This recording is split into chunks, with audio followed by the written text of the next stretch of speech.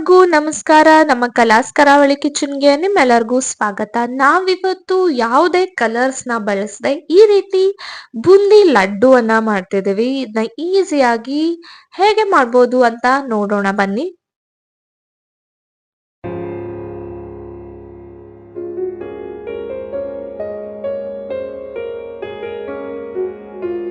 First ನಾವಿಲ್ಲಿ ಒಂದು ಪಾತ್ರೆಯಲ್ಲಿ ಕಡಲೆ ಹಿಟ್ಟನ್ನ ಹಾಕಿ ಇಟ್ಕೊಂಡಿದೀವಿ. ಇದಕ್ಕೆ ಬಿಸಿ ಎಣ್ಣೆಯನ್ನ ಆಡ್ ಮಾಡ್ಕೊತಿದೀವಿ. ಬಿಸಿ ಎಣ್ಣೆಯನ್ನ ಆಡ್ ಮಾಡ್ಕೊಡ್ತಿರೋ ರೀಸನ್ ಏನಂದ್ರೆ ತುಂಬಾ ಸ್ಮೂತ್ ಆಗಿ ಬರುತ್ತೆ.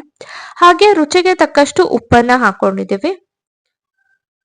ಹಾಗೆ ಒಂದು ದೊಡ್ಡ ಸ್ಪೂನ್ ಅರಿಶಿನವನ್ನ ಹಾಕೊಳ್ತಿದೀವಿ. ನಾವ್ ಯಾವ್ದೇ ಕಲರ್ಸ್ ನ ಬಳಸದೆ ಇರೋದ್ರಿಂದ ಆದಷ್ಟು ಯೆಲ್ಲೋ ಕಲರ್ ಬರ್ಬೇಕು ಅನ್ನೋ ಕಾರಣಕ್ಕೆ ಅರಿಶಿನವನ್ನ ಬಳಸಿದೀವಿ. ಈಗ ಸ್ವಲ್ಪ ಸ್ವಲ್ಪ ನೀರನ್ನ ಸೇರಿಸಿ ಈ ರೀತಿ ಮಿಕ್ಸ್ ಮಾಡ್ಕೊಂಡು ನಾವು ಬೂಂದಿಯನ್ನ ಮಾಡೋಕೆ ಯಾವ ರೀತಿ ಹಿಟ್ಟನ್ನ ಮಾಡ್ಕೋತೀವೋ ಆ ರೀತಿ ಈ ಕನ್ಸಿಸ್ಟೆನ್ಸಿಯಲ್ಲಿ ನಾವು ಮಾಡ್ಕೋಬೇಕಾಗತ್ತೆ. ಆದಷ್ಟು ತೆಳ್ಳಗೆ ಮಾಡ್ಕೊಳ್ಳಿ. ಹಾಗೆ ಒಂದು 10 ನಿಮಿಷ ಇದನ್ನ ಬಿಡಿ.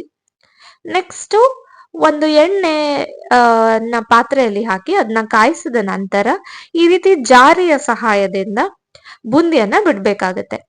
ಒಂದ್ ಟಿಪ್ ಏನಂದ್ರೆ ಈ ಜಾರಿಯನ್ನ ಯಾವತ್ತೂ ಶೇಕ್ ಮಾಡ್ಕೋಬಾರ್ದು. ಶೇಕ್ ಮಾಡ್ಕೊಂಡ್ರೆ ನಿಮ್ಗೆ ರೌಂಡ್ ಆದ ಬೂಂದಿ ಬರಲ್ಲ. ಆದಷ್ಟು ರೌಂಡ್ ಆದ ಬೂಂದಿ ಬರ್ಬೇಕಂದ್ರೆ ಈ ರೀತಿ ಒಂದು ಕೈಯಲ್ಲಿ ಜಾರಿಯನ್ನ ಹಿಡಿದುಕೊಂಡು ನಂತರ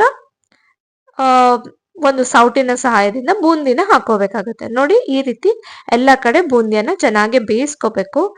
ಚೆನ್ನಾಗಿ ಬೇಯತ್ತೆ, ತುಂಬಾ ಬೇಗ ಬೇಯತ್ತೆ ಬೂಂದಿ. ನೋಡಿ, ಈಗ ರೆಡಿ ಆಗಿದೆ ಬೂಂದಿ. ನೋಡಿ ಎಷ್ಟು ರೌಂಡ್ ಆಗಿ ಚೆನ್ನಾಗಿ ಬಂದಿದೆ. ಇದೇ ರೀತಿ ಇನ್ನೊಂದು ಟರ್ನ್ ಅಲ್ಲಿ ನಾವು ಬೂಂದಿಯನ್ನ ಬಿಡ್ತಿದೀವಿ. ನೋಡಿ, ಈ ರೀತಿ ಸ್ವಲ್ಪನೂ ಕೂಡ ಜಾರಿಯನ್ನ ಶೇಕ್ ಮಾಡಬಾರ್ದು.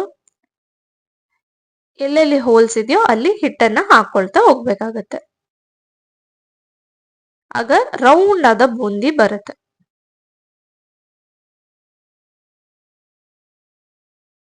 ನೋಡಿ ಎಷ್ಟು ರೌಂಡ್ ಆಗಿ ಚೆನ್ನಾಗಿ ಬಂದಿದೆ.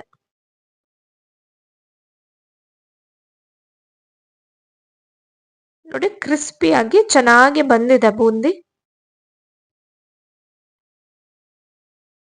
ನೆಕ್ಸ್ಟ್ ಒಂದು ಬಾಣಲೆಗೆ ನಾವು ಸ್ವಲ್ಪ ನೀರನ್ನ ಹಾಕೊಳ್ತಿದೀವಿ. ಪಾಕನ್ನ ಮಾಡ್ಕೋಬೇಕು ಅಲ್ವಾ, ಅದಕ್ಕೆ ಸ್ವಲ್ಪ ಸಕ್ಕರೆಯನ್ನ ಹಾಕೊಂಡಿದೀವಿ. ನಾವಿಲ್ಲಿ ಅಷ್ಟು ಬೂಂದಿಗೆ 1 ಕಪ್ ಸಕ್ಕರೆಯನ್ನ ತಗೊಂಡಿದೀವಿ. ಬೂಂದಿ ಮಾಡೋಕೆ ಒಂದು 200 ಗ್ರಾಂ ಕಡಲೆ ಹಿಟ್ಟನ್ನ ಬಳಸಿದೀವಿ. ಅದಕ್ಕೆ 1 ಕಪ್ ಅಂದ್ರೆ ಆಲ್ಮೋಸ್ಟ್ 200 ಗ್ರಾಮ್ಸ್ ಸಕ್ಕರೆನ ತಗೊಂಡಿದೀವಿ. ಇದಕ್ಕೆ ನಾವೀಗ ಅರಿಶಿನವನ್ನ ಹಾಕೊಳ್ತಿದೀವಿ. ನಾವ್ ಯಾವ್ದೇ ಕಲರ್ಸ್ ನ ಬಳಸಿರೋದ್ರಿಂದ ಆದಷ್ಟು ನಾವು ಅರಿಶಿನವನ್ನ ಬಳಸ್ಕೊಳ್ತಿದೀವಿ ಯೆಲ್ಲೋ ಕಲರ್ ನ ಪಡೆಯೋ ಸಲುವಾಗಿ. ಈ ರೀತಿ ಪಾಕವನ್ನ ಮಾಡ್ಕೋಬೇಕಾಗತ್ತೆ.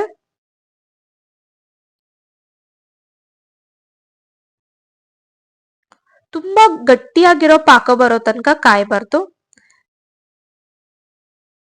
ನೋಡಿ, ಈ ರೀತಿ ಬಾಯ್ಲ್ ಆಗೋಕೆ ಸ್ಟಾರ್ಟ್ ಆಗಿದೆ ಅಂದಾಗ್ಲೇ ನೀವು ಕರ್ದಿಟ್ಕೊಂಡಿರೋ ಬೂಂದಿಯನ್ನ ಹಾಕೋಬೇಕಾಗತ್ತೆ. ಎಷ್ಟು ಕ್ವಾಂಟಿಟಿ ಬೇಕೋ ಪಾಕಕ್ಕೆ ಅನುಸಾರ ಹಾಕೊಳ್ಳಿ.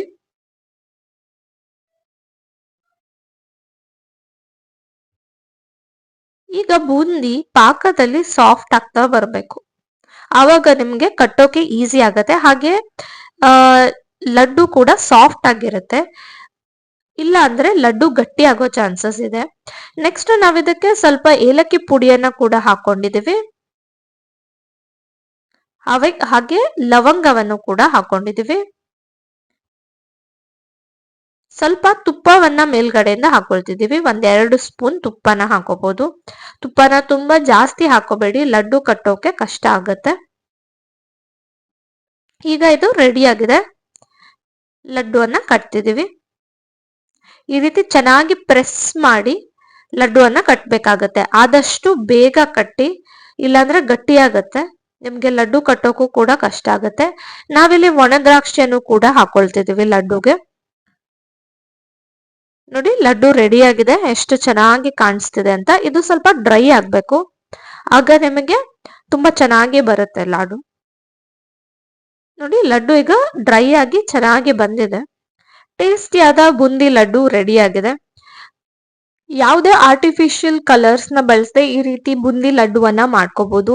ಮಾರ್ಕೆಟ್ ಅಲ್ಲಿ ತುಂಬಾ ಕಲರ್ ಹಾಕಿರೋ ಲಡ್ಡುವನ್ನ ನೀವು ತಿಂದಿರ್ತೀರ. ಸೊ ಅದರ ಬಗ್ಗೆ ಭಯ ಇದ್ರೆ ಈ ರೀತಿ ಮನೆಯಲ್ಲೇ ಆರಾಮಾಗಿ ಮಾಡ್ಬೋದು. ಹಾಗೆ ನಿಮ್ಮ ಮಕ್ಳಿಗೂ ಕೂಡ ಕೊಡ್ಬೋದು.